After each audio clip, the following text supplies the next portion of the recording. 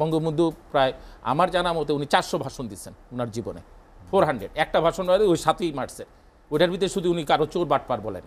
আপনি একটা জায়গায় গেলে আপনি টাকা পয়সা দিয়ে পারেন, একটা সাদা কাগজ আনতে গেলে সরকারি কর্মকর্তা 10টা 50টা টাকা ছাড়া সে টাকা ছাড়বো না, এবং বার্গেনিং করে রীতিমতো। দামি দামি গাড়ি উনি খাইয়া উনার পিছে উনার মেয়ে উনার সামনে দিয়া চিপসের বোতলটা ফালাই দিল বা চিপসের ইয়াটা ফালাই দিল, উনি কিছু করলো না।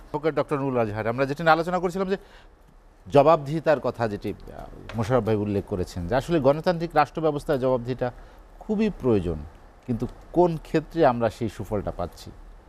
জি, ধন্যবাদ আপনাকে এবং দুইজন বিশিষ্ট আলোচক এবং এসএটিভি দর্শক কলাকৌশল সবাইকে শুভেচ্ছা সালাম দিয়েছে। খুবই গুরুত্বপূর্ণ একটা কোশ্চেন যে 53 বছর পরে সেই একই নৌকা বাইতে হয় আমাদের, যদিও মার্কাটা আওয়ামী লীগের, যে গণতন্ত্র গণতন্ত্র করে আমরা শেষ হয়ে গেলাম, কিন্তু গণতন্ত্র কীভাবে আইতেছে যাইতেছে সবাই জানে, সবাই দেখতেছে।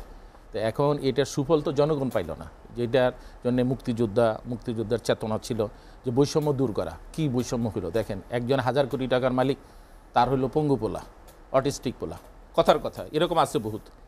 তারপরে দেখবেন 3 জনের হাতে ব্যাংক, 19টা ব্যাংক বিপদে পড়ে আছে, শীর্ষ 3 গ্রাহক, ওনারা খেলাপি হলে এই মনে করেন 19টা ব্যাংকের কিন্তু খবর হয়ে যাবে। তো এই জিনিসগুলি তো আমরা আশা করি নাই। বঙ্গবন্ধুর বাংলাদেশ যদি আপনি ধরতে যান, তাহলে বঙ্গবন্ধু কী চিন্তা ভাবনা করতেছিল সেইখান থেকে যদি আপনি চিন্তা করেন, আপনি দেখবেন আশা ভাই মাঝে মধ্যে বলে কথাগুলি সত্য, কিন্তু অনেকে আবার এটা সমালোচনা করে। আর বঙ্গবন্ধু প্রায় আমার জানা মতে উনি 400 ভাষণ দিচ্ছেন ওনার জীবনে, 400। একটা ভাষণ হয় ওই 7ই মার্চে, ওইটার ভিতরে শুধু উনি কারো চোর বাটপার বলেন। তাইলে এখন মনে করেন যে এই যে এখন সরকার চালনা করতেছে, এখন যে মনে করেন এই যে পরিবেশ ভারসাম্য হইতে শুরু করে, অবশ্যই ভালো ভালো কাজ আওয়ামী লীগের আছে, কিন্তু আবার দেখা যায় যে লুটপাটও হইতেছে ওই পরিমাণ। এই জিনিসগুলির যদি স্বচ্ছতার পর্যায়ে নিয়ে আসতো, আপনি দেখেন ঘুষ দুর্নীতিটা আগে একটু চাপায় চুপায় হইতো, এখন এমন হয়ে গেছে। দেখলাম এসি ল্যান্ডের পর শুধু একটা পত্রিকা আসছে যে মহিলা টাকা গইনে গইনে নিতেছে এসি ল্যান্ডে। এত বড় আসপর্দা তার কীভাবে হয়? একটা সরকারি কর্মকর্তা কর্মচারী হয়ে সে টাকা কীভাবে ঘুষের টাকা সে ওপেন করতেছে, সেটা আবার ভিডিও ধারণ করে আবার ফেসবুকে দিয়ে আবার পত্রিকা আসলো। তো এই জিনিসগুলি যদি আপনি সুন্দর এবং সঠিকভাবে চেক দিতে পারেন বা ইয়ে দিতে পারেন, তাহলে তো আপনি এখানে সুফল পাবেন। আর যেটা স্বচ্ছতা বলে, এই যে বললেন যে ঘুষ দুর্নীতি অনেকটা ওপেনে হচ্ছে, আপনার ভাষ্য যেটি আর কি, আমার ভাষ্য না, আপনার দৃষ্টিকোণ থেকে কি মনে হয়? আপনি একটা জায়গায় গেলে আপনি টাকা পয়সা দিয়ে পারেন, একটা সাদা কাগজ আনতে গেলে সরকারি কর্মকর্তা 10টা 50টা টাকা ছাড়া সে টাকা ছাড়বো না, এবং বার্গেনিং করে রীতিমতো। আরে বাবা, তোর তো বেতন আছে। আজকেও আমি একটা চ্যানেলে দেখলাম যে আমাদের বিমানে তো লস হওয়ার কথা না। আপনি দেখেন সব দেশের বিমান কিন্তু আপনার লাভ করে আসতেছে, আমাদের বাংলাদেশে আসলে সিট পাইবেন না। সিট পাইলে তখন আমি বলছিলাম কয়েকটা চ্যানেলে যে ওনাদের বেতন ওই যে সিটের উপরে করে দেন, মানে আপনি যতগুলি সিট আছে ওনারা যদি এর বুকিং না দিতে পারে বা সেল না করতে পারে, 50% ওইখানে আর 50% সরকারের কোষাগার থেকে, তখন দেখবেন ওইটা সেল করার জন্য অস্থির হয়ে যাব। সেটা তো আপনারা পারবেন না এই কারণে আমলাতান্ত্রিক জটিলতা, কারণ উচ্চ পর্যায়ে যারা আছে তারা এটা হইতে দিবে না। তো এইভাবেই কি আমাদের এই ধ্বংসলীলা কি 54 বছর আমরা বৈষম্যের জন্য মুক্তিযোদ্ধা এবং মুক্তিযোদ্ধা যারা শহীদ হইল 30 লক্ষ লোক, মা বোনের রক্তের মান সম্মান ইজ্জতের বিনিময়, তারপরে আমাদের দেশে প্রায় এই যে বীরাঙ্গনা মহিলা প্রায় 50,000-এর মতো ছিল, এই বিনিময় তো আমরা যেটা পাওয়ার কথা, আমরা তখন বলছিলাম যে পাকিস্তান আমাদের শোষণ করতেছে। এখন কারা শোষণ করতেছে এগুলি আইডেন্টিফাই করতে হবে, তাদের ধরতে হবে, তাদের আইনের আওতায় আনতে হবে, উপযুক্ত শাস্তি দিলে তখন তারা এইটা। আপনি দেখেন কয়জন রাজনীতিবিদ বিদেশে টাকা প্রেরণ করছে, বাইর করেন, আপনি দেখবেন ম্যাক্সিমামই কিন্তু আপনার সরকারি আমলারা, তার পাশে হলো সবচেয়ে বেশি হলো ব্যবসায়ীরা, আমার জানা মতে যা বা পরিসংখ্যানে যা আসে, যে অর্থগুলি যে পাচার হয়েছে, তার সাথে রাজনীতিবিদ আছে কিছু আর ইয়ে। তো এই জিনিসগুলি কেন হইতে যাবে? আজকে আমার রাষ্ট্র কি এতই পতনের দিকে গেল যে আমার টাকা আজকে সরায় ফেলতে হবে, নিয়ে যেতে হবে বিদেশে, আমরা রাখতে পারবো? তার মানিক তো টাকাটা আপনার অবৈধ, আপনি জবাবদিহিতার মধ্যে আনতে পারবেন না, ট্যাক্সে আপনি শো করতে পারবেন না, দুদকে আপনি শো করতে পারবেন না।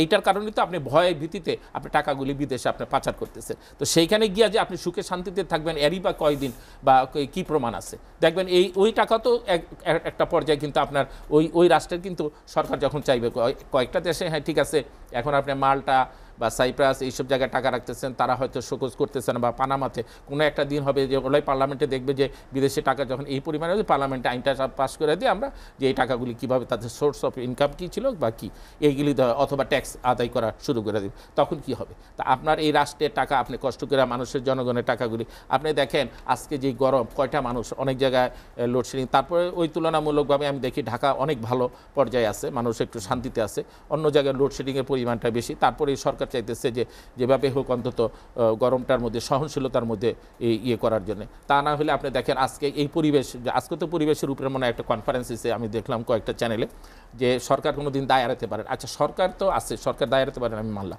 কিন্তু জনগণেরও তো কিছু আছে। আপনি যখন তখন যা বর্জ্য পাবেন যেখানে এনে ফালাই দেবেন, এই যে এখানে আপনি প্রতিদিন রাস্তা আমাদের দেশে ঝাড় দিতে, আপনি যদি জার্মানিতে যান, ভাই আমি ছিলাম জার্মানিতে, আমি তো জাপানে ছিলাম, যেসব দেশে ছিলাম সেখানে আমি দেখছি প্রতিদিন রোড কিন্তু ঝাড় দেয় না ভাই, নিজের দায়িত্ব আছে। আপনি মনে করেন পলিথিন ফালানোর জন্য একটা বক্স থাকে, আপনার বোতল ফালানোর জন্য প্লাস্টিকের বোতল একটা, আবার কাচের বোতলও কিন্তু ওরা আবার বিভিন্ন জুস টুস খায় বা ওয়াইন টোয়াইন খায়, ওইটার একটা, আবার দেখা গেল যে আপনার ওই যে কন্টেনারের জন্য একটা আলাদা, এইরকম সব আলাদা। সেটা আমাদের একসাথে আপনি একটা বক্সের ভিতরে দেখবেন ইলেকট্রিক লাইট বন্ধ হচ্ছে, ওইটা ফালাইলেন, দেখে গেল এখানে বিড়াল বা কোনো প্রাণী গেলো খাইতে, সেটা ইনজুর্ড হয়ে গেল, কোনো সিস্টেমের মধ্যে নাই। আর কেউ এটা চেষ্টা করে ফাইলেও ফুট করে ফালাই দিল।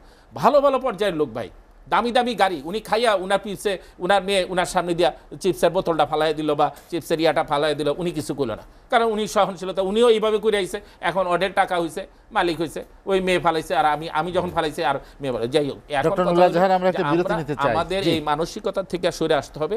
আর যে কথা বললেন স্বচ্ছতা এবং ট্রান্সপারেন্সি, এই ব্যাপারটা যে খুবই গুরুত্বপূর্ণ, এটা যদি জনগণের আপনি সুফল না দিতে পারে তাহলে জনগণ এখান থেকে। ডক্টর